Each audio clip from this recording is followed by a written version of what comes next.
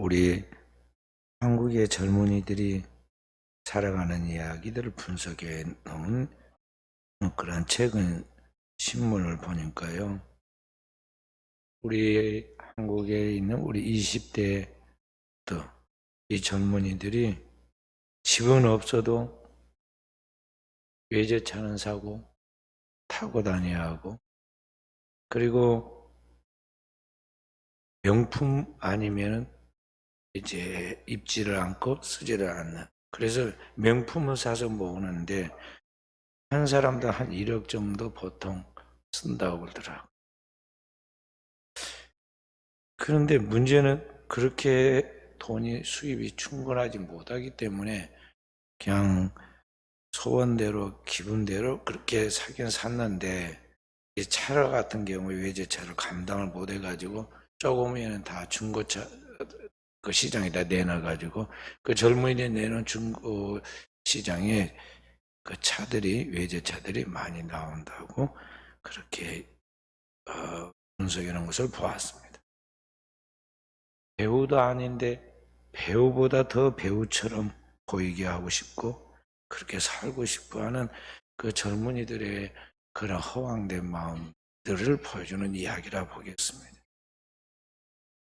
우리나라 배우 중에 원로 배우인 월드비전의 홍보대사인 이 김혜자 권사님 같은 경우는 다 아는 그런 배우인데, 이분 같은 경우는 그 모든 자기의 사역을 반으로 나눈 거죠. 열심히 배우로 돈 벌고 일하고, 그 일의 목표가 어디가 있느냐 하면은 자기가 돌보아야 할 대상인 그 아프리카의 그 시커먼 아이들, 그들을 돌보는데 자신의 모든 시간들을 투자를 하고 있는 걸 보게 돼요. 그래서 말하기를 자기의 인생의 반은 배우로 활동을 하고 반은 그런 아프리카 아이들을 돌보는 일에 신경을 쓴다고 이야기를 그 마음이 그 속에 들어있다고 이야기를 합니다. 그가 아프리카의 월드비전 홍보대사로 갔다가 진짜 그 지역에 있는 아이들을 만나서 너무 충격을 받았어요. 그 축축한 그 바닥에 사람이 없는 줄 알았더니 그 바닥에 무슨 거적대기 같은 것을 덮고 아이가 그게 있는데, 없는 줄 알았는데 기척이 나서 나중에 확인해 보니 그런 아이가 있는데 보니까 손발이란 것이 마치 말라버린 막대기 같이 되어갖고 있는 그런 모습을, 이런 세상도 있고 이런 사람들도 살아가고 있구나. 우리들의 삶과는 너무나 다른 그런 모습을 보면서 충격을 많이 받아서 자신의 삶의 어떤 인생의 전환점을 갖게 되었노라고 그렇게 하는 것을 봅니다. 이 아프리카의 이 밀림 속에 배고픔과 전쟁에 희생되는 그 아이들을 보면서 자기가 죄가 있다면 뭐냐, 사실상에는 이와 같이 우리가 너무나 생각할 수 없는 그러한 삶을 살아가는, 아직도 굶기를 밥 먹듯 하고 그렇게 사는 그런 사람도 있는데, 그런 사람이 있는 것을 몰랐다는 그것이 자기가 죄라고 생각했어요. 그리고 우리가 멋있는 아름다운 꽃만 찾고 그런 꽃 피는 그런 것만 구경하는데, 어떤 나무는 크게 잘 돼서 꽃을 피고 열매를 맺는데 어떤 나무는 이렇게 피어나기도 전에 자라기도 전에 부러지고 그리고 시들어버리는 그런 것을 바라보면서 인간의 삶에 대한 많이 생각했다는 것입니다. 그래 자기들과 같은 삶과 너무나 격차가 나는 그들을 바라보면서 이들은 그저 삶 자체가 너무나 힘든 그런 모습, 그런 것들에 어쩔 줄 모르는, 그래서 자신이 돌봐야 할 사람이 많이 있다는 것. 그래서 자기 생활에 연기를 하는 것에서 돈을 벌잖아요. 배우니까. 그렇게 해서 연기하는 것이 반이라면 아프리카의 이 아이들을 돌봐야겠다는 그런 생각이 반이어가지고 항상 그런 목적으로 자기가 연기를 한다는 거죠. 그러니까 우리가 주님이 말씀한 너희는 세상의 빛이라. 이 어둠의 세상의 빛이 되어야 한다. 너희는 세상의 소금이다. 썩어가는 세상에 그것을 막는 그런 방부제로서의 그런 소금의 역할을 감당한다. 말씀할 때 그걸 문자적으로 그냥 감상적인 노래로 끝나는 게 아니라 실제로 삶의 자리에서 그 현장에서 자신의 삶을 대비해가지고 생각을 하는 것입니다. 정말 내가 이 나라가 다르고 그리고 문화가 다르고 그리고 그 살아가는 삶의 모습이 다르지만은 그들도 하나님의 백성이고 이 땅에 살아가고 있는 그이들의 영혼도 우리가 하나님이 구원시키기를 원하여 십자가에서 그리스도가 죽으신 그 주님의 그 대상이었다는 것, 살리려고 했던 그 영혼들이었다는 것을 생각하면서 그 일에 자신이 뭔가 보냄을 받은 자라는 것을 생각하게 되었다는 것이죠. 근데 오늘날 우리가 과연 그리스도인으로서 자신의 삶을 그렇게 주님처럼 우주적으로 그리고 폭넓게 그리고 시간과 공간을 초월해서 우리가 생각하고 하며 오늘을 살아가고 있는가 우리가 생각해 봐야 합니다. 오늘날 교회가 교회로서의 정체성을 잃고 죽어가는 이유가 무엇인가? 신자들이 오늘날 신앙생활에 나아가면서 정말 신자로서의 그런 역량을 갖춘 힘있는 삶을 살아가고 있지 못하는 것이 무엇이냐 하는 것을 우리가 생각해 보아야 합니다. 그게 뭐냐면은 오늘날 그 신앙의 기초가 뿌리부터 딱 집을 지을 때 그 기초가 있듯이 또 나무가 세워질 때 그 뿌리 기초가 있듯이 신앙의 기초가 뭔가 근본적으로 지금 우리가 뭔가 잘못되어 있다는 것을 알아야 돼.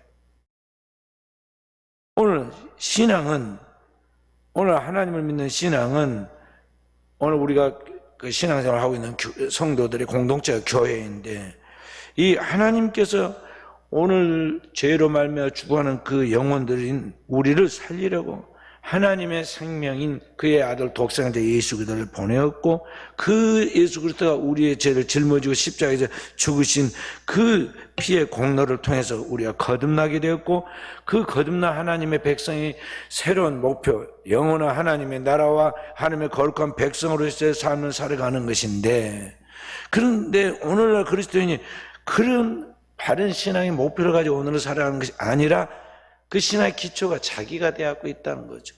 자기 자신의 그 모든 것이 초점이 자기한테 세워져 있어요. 그래서 자기의 행복, 자기의 기분, 자기의 이익, 자기의 유익만을 추구하면서 오늘을 살아가고 그것으로 모든 걸 재기 때문에 오늘날 우리 현대인들의 신앙이 근본적인 뿌리가 지금 잘못되어갖고 있는 거예요. 그래서 주님 말씀한 세상에 빛이 되어라 말씀했지만요. 전혀 빛이 아닌 그러한 삶을 살아가고 있는 거죠. 그러니까 주님과 상관없이 살아가고 있어요, 지금. 십자가를 붙이고, 교회에 다니면서 여기 신자라고 하고, 교회에서 겉으로는 다 신앙을 가지고, 교회에서 직분을 받아서 봉사하는 것 같이 보이지만은 그 신앙의 그 내면은 다 열어보면, 마치 포장지를 열듯이 다 열어보면은 그 내용이 주님으로 다 드러나야 하고 주님의 그런 피가 흘러야 하고 주님의 냄새가 나야 하고 그리스도의 향기가 나야 하고 그리스도의 생명이 거기서 흘러나와야 하는데 주님은 온데가 안 되고 오직 자기 자신이 그 속에 있어가지고 오늘날 있지 않느냐 하는 것이죠. 그래서 신앙생활에 갈 때는 그 근본적인 것들을 먼저 자신을 잘 우리가 성찰해서 거기서부터 다시 거듭나야 돼. 그러니까 육신을 쫓아 살던 그런 본능적 삶을 살던 사람은 그리스도를 만나기 이전의 옛사람인데 그러한 삶은 죄악된 사람이라 반드시 하나님 앞에 우리가 심판받을 거예요. 그렇기 때문에 그러한 사람은 이미 그리스도와 함께 십자가에 모습을 죽여야 하고 그리고 그리스도 안에서 그의 피로 거듭나서 새로운 생명이 나의 안에 흘러나와 그리스도의 형상과 모양을 이루고 그리스도의 그 은혜가 나를 통해서 흘러나와서 나를 지배할 뿐만 아니라 나를 만나는 사람, 내가 있는 환경, 내가 살아가고 있는 삶의 자리에서 그게 이제 퍼져나가고 영향력을 끼쳐야 하는데 과연 그러한 삶은 오늘의 한국 교회가 살아가고 있느냐, 오늘 내가 그러한 신앙의 삶을 살아가고 있느냐 하는 것이죠. 그렇지 않고 우리가 그냥 동물과 같이 무엇을 먹을까, 무엇을 마실까, 무엇을 입을까, 세상 사람과 이방인과 똑같이 오늘날 이 땅에서 사람들에게 내가 어떻게 하면 초라하게 보이지 않냐고, 어떻게 하면 멋있게 보일까, 어떻게 하면 좀 더 사람들 가운데서 매력적으로 보일까, 또 어떤 것을 먹고 어떤 것을 마시고 어떤 것을 즐기면 행복하게 보일까, 그런 것을 따라서 살아간다면 우리는 아직 진정한 신앙이냐 아니다는 것을 알아야 돼. 여기에 거룩한 그리스도인의 고민이 있어야 돼. 제가 사람을 좀 만나다가 보니까요, 사람을 많이 만나고 상대하다 보면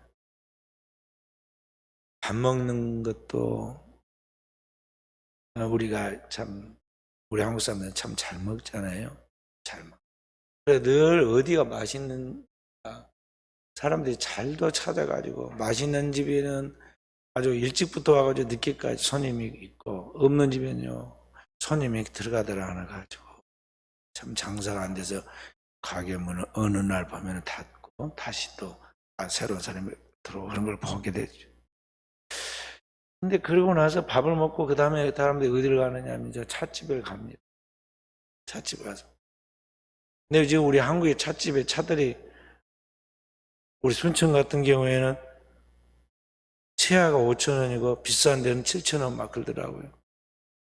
우리 그 정도면 밥도 먹는 돈인데요. 근데 가보면은 시끄러워서 옆에 사람하고 대화를 하기 힘들어요. 어떻게 우리 한국 사람들 밥 먹고 차를 마시고 또 밥을 안 먹더라도 차를 마시고 그렇게 다니는지.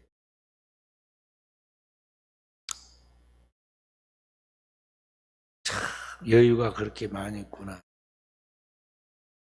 우리나라가 힘들다 경기가 안 좋다 다 그렇게 말하고 신문에도 나오고 방송에 난 것 같은데 실제로 삶의 현실을 보면 전혀 그렇지 않은 것 같이 보여요. 너무 여유가 있고 너무나 그렇게 살아가는 걸 보면서 참 그래.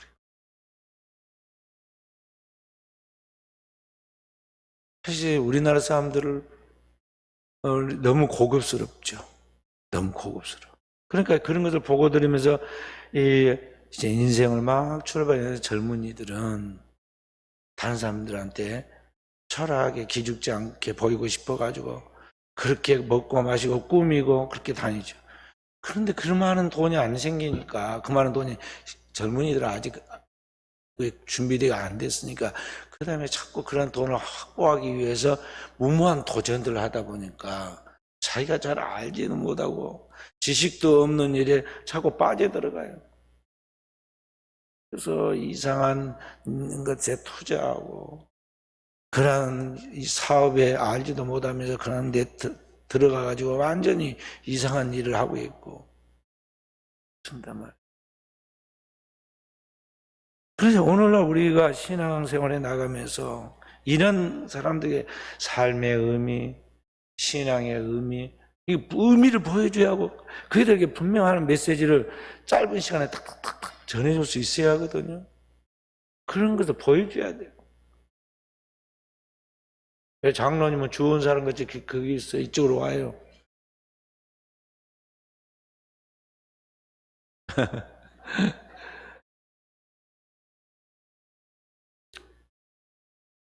사람은 밥을 안 먹어도 40일 동안 살아요. 그래서 40일 금식 기도가 있는. 물을 3일 동안 안 먹으면 죽는데 물은 더 급해요. 사람의 몸이 70%가 물이니까 물이 꼭 필요하죠. 절대적인. 그런데 사람이 삶에 대한 의미, 인생에 대한 그 살아야 할 이유, 그 가치에 대한 것을 확실히 깨닫지 못하고 살아가는 것은요 1분도 못 견디는 거예요. 그 의미 없는 이런 사람들이 금방 듣고 싶어 하지 않는다는 것이죠. 함께 있고 싶어 하지도 않는다는 거예요. 그러니까 무슨 이야기를 하다가도요, 별로 자기하고 상관도 없고 관심도 없고 자기의 문제를 풀어가는데 아무 도움도 안 되는 이야기를 누가 시작을 하면요, 바로 고개 돌리고 딴짓하고 그러잖아요. 바로 이런 세계 속에서 이 사람들에게 그리스도의 그 복음에 대하여, 말 그대로 복음, 굿 뉴스인데, 그들에게 꼭 필요한 영혼의 하나님의 접촉점을 주는 그런 메시지를 줄 수 있을 만한 나의 삶이 준비되고, 그러한 생명의 언어가 나를 통해서 그들의 영혼에 던져져야 하고 비춰져야 하는데, 과연 오늘 사는 그리스도인이 그렇게 살아가고 있느냐는 거죠. 그런 것을 붙잡고 오늘을 살고 있느냐는 거예요. 그런 의미에서 오늘 우리의 신앙은 내 신앙의 근거에 어디에 기초를 두고 살아간가를 참 생각해야 돼요. 그렇지 않고 신앙생활을 하면은 오늘 우리는 잘 믿는다고 스스로 자기를 속이게 돼요. 다시 말해서 지금 세상에 내가 제일 잘 믿고 있다고 그렇게 착각을 하고 그렇게 자기 자신을 생각하면서 신앙생활을 하는데, 그런 신앙은 자칫하면 위험하다는 거죠. 다시 말해서 오늘 내가 지금 신앙생활을 한다고 하면서 내가 경험하고 있는 것이 전부라 생각하면서 거기에 착각에 빠져가지고 나아가는 그것이, 신앙생활을 해가는 그것이 근거가 뭐냐면 자기를 중심해서 자기 생각에 파묻혀서 살아가고 있는데, 그렇게 살아가는 사람은 위험한 신앙이에요.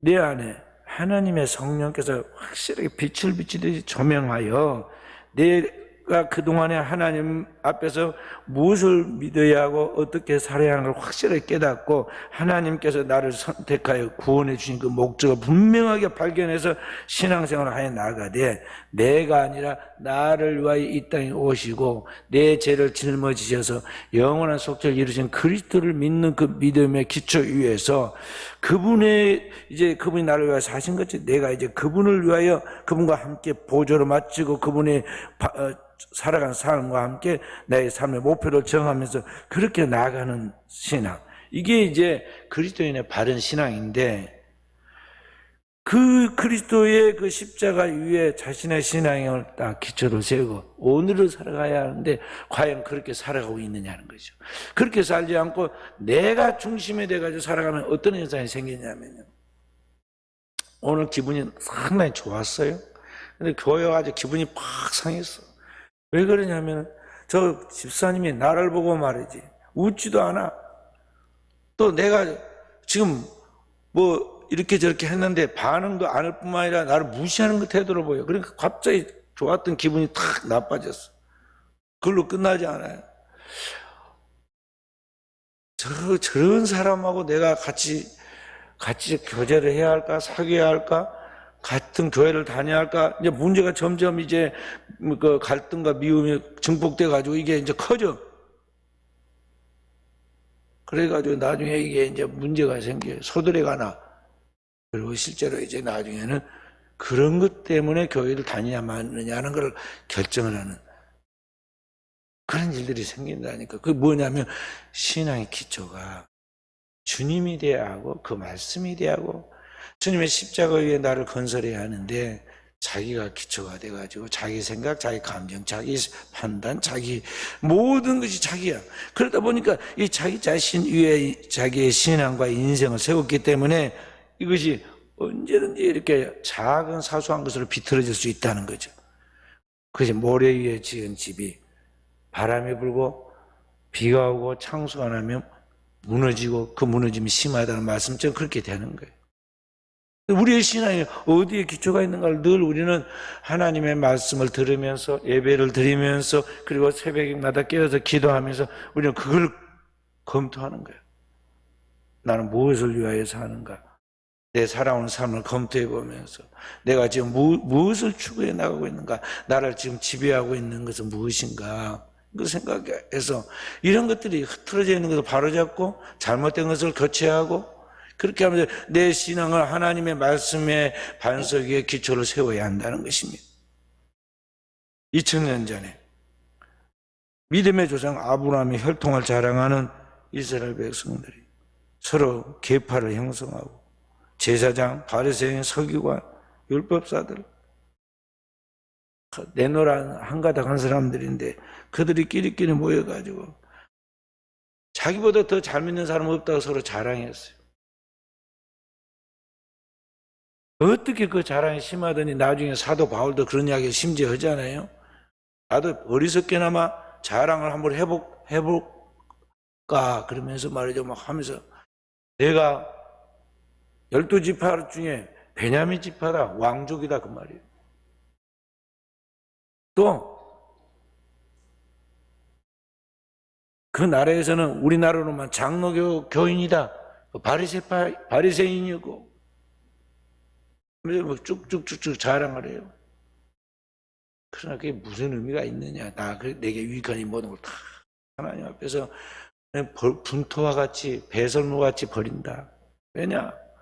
나는 이미 그리스도의 앞에서 죄로 죽었고 그리스도의 피로 살아서 내가 그리스도로 말미암아 구원받아 하나님의 자녀 새로운 생명을 얻었기 때문에 그리스도를 믿는 믿음만이, 그리스도를 아는 지식만이 최고이다는 걸 알고 그것을 붙잡았으므로 나머지 모든 것은 다 부질없는 것들이기 때문에 다 배설물로 여긴다고 그랬어요.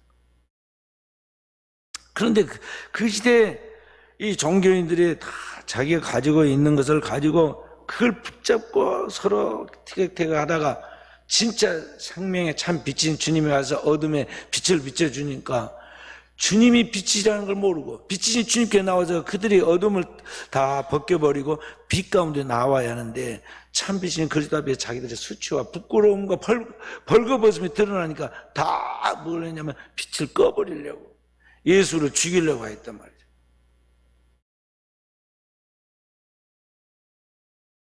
예수님을 그들이 나중에 마지막 판에서 죽이려고 나아갈 때 헤롯과 빌라도가 서로 원수였는데 십자가에 예수를 못 박아 죽이려고 한다 당일날에 친구가 되었다고 그랬어요. 어떻게 그럴 수가 있을까요? 인간이 순식간에 그렇게 악한데 그 악한 것이 정점에 와서 불이 발화하듯이 딱 발화가 될 수가 있어요. 오만한 자의 자리에 서로 앉아있는 사람들끼리 그 하나가 딱 되는 거예요. 그래서 성경은 죄인의 길에 악인의 꾀에 오만한 자의 자리에 그 그룹에 들어가지 말아온 거예요. 하나님의 말씀, 주여로 주의 말씀을 묵상하는 자리에만 있는 사람이 되라고 말씀하잖아요. 자, 그런데 오늘날 그 당대 사람들이 다 서로 자기들이 최고로 잘 믿는 것 같이 그렇게 외형은 그랬지만은 그 내면은 주님 보실 때 진짜가 아니다는 거죠.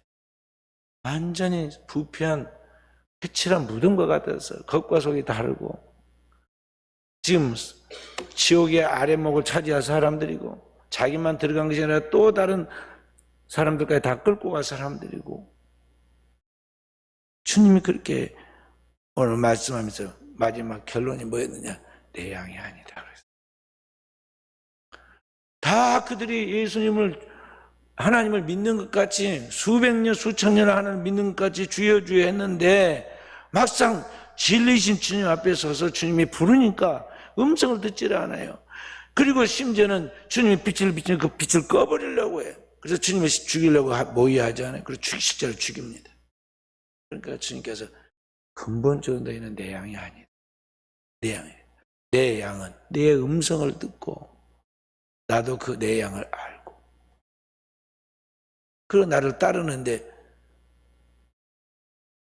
그 하나님의 복음의 말씀을 들려줘도 따르지 않는 거 보니까 내 양이 아니다. 그러니까 뭐겠어요? 주님 말씀하신 거기 강도이고 도적이야. 그래서 주님께서 그들을 버리는 거예요. 그러니까 지옥에 떨어지는 심판이 있기 전에 이미 이 땅에서 주님으로부터 그들은 다 심판을 받게 된 거예요. 그런데 오늘 신앙의 근거를 자기 자신에 세우는 것이 아니라 세상에 보내자 하나님의 아들 예수 그리스도, 그 영원하신 말씀이 육신의 그리스도 위에 세운 자 바로 그 사람이 주님의 양인데 그 양들은 어떠느냐? 오늘 27절부터 아까 우리 함께 읽었던 3절의 말씀처럼 그의 음성을 듣는다. 하나님의 음성을 들을 줄 알아요. 주님이 들을 게 있는 자는 들으라. 그럼 말씀하시네요. 하나님의 말씀이 들려진다. 복음이 들려진다. 내 영혼에 하나님의 말씀이 들려진다. 이게 축복인 줄 알아야 돼. 그리고 내 양은 그를 따른다는 말은 그의 가르침을 따른다는 말이에요. 주님의 말씀을 그대로 따라서 순종해 나가는 것이죠. 그러니까 그 시대에 당대에 잘 믿는다고 장담하고 스스로 잘 믿는다고 자기들끼리 뭔가 라이선스 주듯이 말이에요. 제사장, 서기관, 바리새인, 율법사라고 뭘 자격을 갖추 있는 사람들은 주님의 내 양이 아니다 그랬고 말이죠. 창기, 소경, 나병 환자였던 사람, 걷지 못한 사람, 간절하던 사람 등등의 이런 사람들은 도리어 주님의 말씀을 들을 뿐만 아니라 주님을 따르는 사람들이 되었잖아요. 주님의 양이 따로 있어. 주의 음성이 들려지고 주님의 말씀이 들려질 뿐만 아니라 그 주님을 따르는 사람이 있다는 거죠. 그런 의미에서 오늘 우리는 내 신앙의 기초가 무엇인가를 생각하고 내가 주님의 양인가를 늘 주님 앞에 물어야 돼요. 말씀이 들려지는가? 그 말씀이 내게 따라서 순종이 되어지는가? 들리지 않으면 아직 내가 거듭나지 못했다는 걸 알아야 돼요. 그래서 기초부터 회개부터 다시 해야 하는 거죠. 이게 들려질 때가 있어요. 예수님 십자가 후에 마가의 다락방에 성령이 임한 후에 사도들이 120명의 성도들 할때 마가의 다락방에 성령 받고 말씀을 외칠 때 그때 말씀이 들려진 사람들이 있었잖아요. 그러면 그때 회개를 우리가 어찌할꼬. 그래서 복음을 한마디로 아주 정광석화처럼 사도 바울이 한마디로 전하잖아요. 너희가 각각 회개하여 예수 그리스도의 이름으로 세례를 받고 제사함을 받으라. 그리하면 성령을 선물로 받으리라. 짧지만은 분명한 복음의 캐리그마를 확실하게 전한. 그러니까 거기 있는 사람들이 다 자기들의 죄인됨을 깨닫고 회개하고 세례를 받았는데 하루에 3,000명씩 죽게 돌아오는 역사에 난. 그러니까 이게 하나님이 우리에게 복음을 들려주시는 그때가 있어요. 우리는 그때가 될 때까지, 그때가 이루어질 때까지 준비해야 하고 기도해야 하고 그 영혼들을 놓고 그 복음의 말씀을 통해서 확실한 하나님이 역사하시는 그 역사, 그 하나님의 역사심을 받아들일 수 있도록 우리가 포기하지 않고 그 영혼들은 사랑으로 잘 관리할 책임이 우리에게 있는 것입니다. 이게 교회예요. 교회는 영혼의 어머니예요. 아이를 돌보듯이 이 땅에 이 지역에 있는 영혼들을 돌보는 책임이 교회에 있다는 것이죠.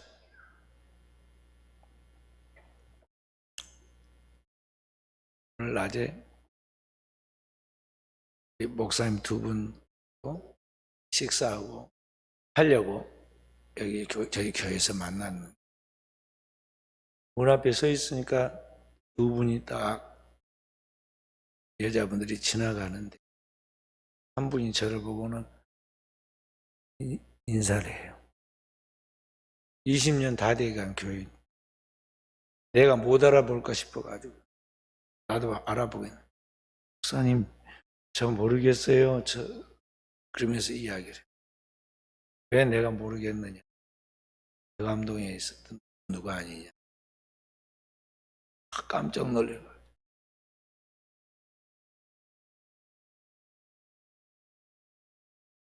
우리가 자기 새끼만 말이죠. 자기 자녀를 생각해 돌보고 그건 너무 본능적이잖아요. 이 땅에 있는 영혼은 다 하나님, 이 시대에 우리에게 맡겨진 하나님의 양이에요. 교회를 통해서. 교회는 아버지의 집이고 만민의 기도하는 처소이고 그리고 성도들의 공동체예요. 그래서 이 하나님의 가족으로서 이 영혼들을 돌보는데 우리끼리만이 돌보는 게 아니에요. 이곳에 있는 영혼들, 지금 우리 이쪽 호반 연약 이주 같은 경우는요, 한 4,000세대 돼요. 3,500에서 4,000세대 되는데, 숫자로 하면 한 12,000명 될 거예요. 그런데 이들을 우리가 돌봐야 영혼들이. 그런데 사실 거기만 있나요? 순천에 있는 인구가 한 30만 되는데요. 34%가 기독교인이니까 10몇만이 기독교인이에요. 그러니까 이 영혼들을 우리가 30만을 포용해서 다 돌봐야 한다고 생각하고 그런 하나님의 마음을 가지고 영혼들을 사랑하고 돌보는 그런 정신, 그런 그릇이 돼야 한다는 거예요. 그러려면 어떻게 해야겠어요? 진짜 주님처럼 새벽 미명에 일어나 기도하고 저녁에도 그 생각하면 잠이 안 와가지고 밤이 맞도록 깨어 기도하신 그리스도처럼 기도하고 이런 거룩한 영성이 있어야 돼. 그것이 진짜 하나님 앞에 내가 복받는 길이고 잘 되는 길이에요. 영혼이 잘된 자가 범사에 잘되고 강건하다는 게 바로 그런 축복을 받는 거예요. 나머지는 땅에서 살아가는 삶에 대한 이야기는 낮은 수준의 이야기예요. 그런 그 현상적인 것은 주님이 알아서 책임을 져 주십니다. 약속했잖아요. 곳곳에 약속했어요. 신명기 28장의 약속이었어요. 하나님을 경외하는 자에게 하나님 뭐라 말해요? 들어오면 나가면 복을 받고 민족적으로 뛰어난 이름을 갖게 하고 꼴이 되지 않고 머리 되게 하고 내 창고가 비지 않도록 하나님을 채워주고 원수가 너를 치러 나왔을 때는 한결와서 일곱 길로 흩어지게 하고 내게 어떤 질병도 내게 와서 접근하지 못하게 하나님께 책임을 주신다고 그랬단 말이에요. 그 하나님 그대로 만드실 것을 믿고 우리는 하나님 앞에서 하나님과 동행하는 하나님의 그 원대한 꿈을 가지고 우리가 오늘을 사는 종들이 돼야지 동물처럼 먹고 마시는 것에 본능에 전부에 거기다가 목을 걸고 또 이 세상 사람들처럼 눈에 보이는 현상적인 것들이 전부인 것까지 그것 때문에 울고 웃고 싸우고 전쟁하고 그렇게 하다가 어느 날 한순간에 내 생명 끝났다 하고 딱 끝나고 가는 이게 얼마나 허망한 일이냐 하는 것이죠. 그리스도인은 그런 영적인 깨어남을 통해서 내 삶의 목표를 분명히 정해야 돼요. 그리스도 위에 자기를 건설하라. 그리고 그 말씀이 내 삶에 움직이는 원동력이 되고 기초가 되라는 것이죠. 내 생각과 기분과 감정 위에 그 하나님을 믿는다고 생각하고 있는 모든 게 너가 중심이 되고 있던 이것을 빨리 나는 죽고 내 안에 그리스도가 살아 계시도록 이것을 바꾸는 것이 어떤 혁명보다 중요한 내 인생의 새로운 그러한 개혁, 전환점이라는 것을 우리 사랑하는 성도들이 알아야겠습니다. 그렇게 나아갈 때 하나님이 우리를 축복하신다고 그랬어요. 무슨 축복을 주느냐? 첫째는 하나님께서 우리를 알아준다고 그랬습니다. 27절에 뭐라고 그랬습니까? 한번 10장 27절에 내 양은 내 음성을 들으면 나는 그들을 알며 그들 나를 따르느니라. 하나님이 아시는 바 된 하나님의 양이라는 거예요. 하나님이 알아요. 절대자의 인식이에요. 하나님이 나를 알아주면 다 되는 거예요. 두 번째는 28절에 뭐라고 그랬습니까? 28절에 내가 그들에게 영생을 주노니 절대자의 선물 하나님이 우리에게 주신 선물 영생이에요. 내가 너에게 영생을 주니 요한복음에 그 말이 많이 나옵니다. 하나님이 내게 주신 그 하나님의 영원의 셈을 너희가 가졌느니라. 요한복음 5장 24절에 그러죠. 똑같은 얘기보면 주님이 내게 영생을 준다. 절대자의 선물. 세 번째는 뭐라고 그랬습니까? 다시 후반절에 너희가 영원히 멸망치 아니할 터요. 영원히 멸망치 아니할 터요. 하나님의 보호, 절대자의 보호가 있다 이 말이죠. 그러니까 그 하나님께서 우리를 알아주시고 영생을 주어서 절대 그걸 빼앗기지 않도록 보호해 준다는 것이죠. 여기 빼앗다는 말은 하르파세이라는 헬라어인데요. 이 8절에 절도요 강도라는 말이 나오는데요. 하르팍스라는 말 같은 어원들이에요. 그러니까 원수 마귀가 절도와 강도같이 우리의 그 생명을 빼앗으려고 하지만은 절대 하나님이 빼앗기지 않는다는 거예요. 왜냐하면 하나님은 마녀보다 크시고 전능하신 아버지시기 때문에 절대로 그 자기의 것을 빼앗기지 않는다는 거죠. 우리가 바로 그 하나님의 보호 속에 있다. 말이죠. 그래서 오늘 우리는 그런 하나님의 보호 속에서 오늘을 살아가는 그런 복된 종들로서 나의 삶을 살아가도록 해야겠습니다. 그래서 오늘을 우리가 살아갈 때 주님 앞에서 나는 무엇을 위하여 사는가 생각해야겠어요. 주님의 진정한 보호를 받으면서 살아가고 또 주님의 생명을 가지고 살아간다는 무엇을 위하여 살아야 하느냐. 월드비전에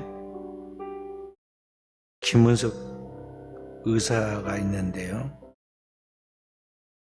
이분이 국제협력 의사인데 그분이 돈 많이 받는 의사로서 이렇게 일반 병원을 차려서 일한 게 아니라 이 월드비전에서 국제개발사업팀에서 거기에서 일을 합니다. 왜 그렇게 됐느냐? 그가 의사를 꿈꾸던 시절에 국제협력 의사로 활동할 때 페루 아마존에서 독일 의사를 한 사람 만났는데 그 만남이 그의 인생의 전환점을 갖게 됩니다.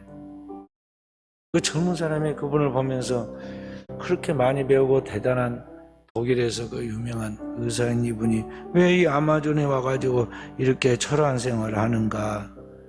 그래서 물었습니다. 왜 이렇게 열악한 환경에서 고된 일을 하시나요? 물으니까 그 독일 의사가 이렇게 말했어요.